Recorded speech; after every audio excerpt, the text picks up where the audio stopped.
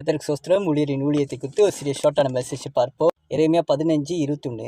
நான் உன்னை பொல்லாதவர்களின் கைக்கு தப்புவித்து உன்னை பலவந்தரின் கைக்கு நீங்களாக்கி விடுவிப்பேன் என்கிறார்.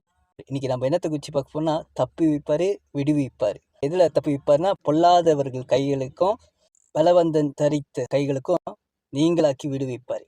இந்த 2 கையும் நம்மளுக்கு ஒரு பெரிய நுகத்தடியா இருக்கு. எப்படி இஸ்ரேல் ஜனங்களுக்கு ஒரு எகிப்து ஒரு பெரிய அடிமை சுமையை கொடுக்குது, ஒரு வேதனை கொடுக்குது. அந்த வேதனையில ஜனங்களை ஆண்டவர் என்ன செய்றாரு?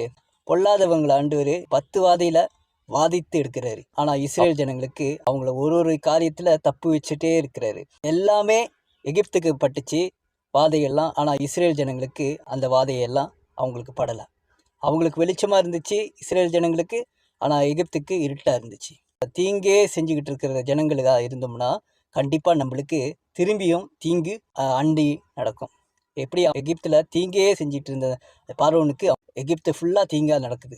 ஆனா இஸ்ரேல் ஜனங்களுக்கு தீங்கு நடக்கல. அப்ப கர்த்தர் ஆண்டவர் என்ன செய்யறாரு? பொல்லாத கைகளுக்கு தப்பு வச்சுட்டு பலவந்தன் கையில.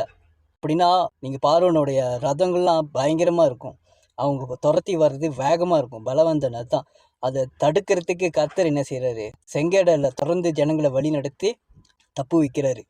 அவங்களுக்கு செங்கடல்ல மூழ்க அடிக்கிறாரு.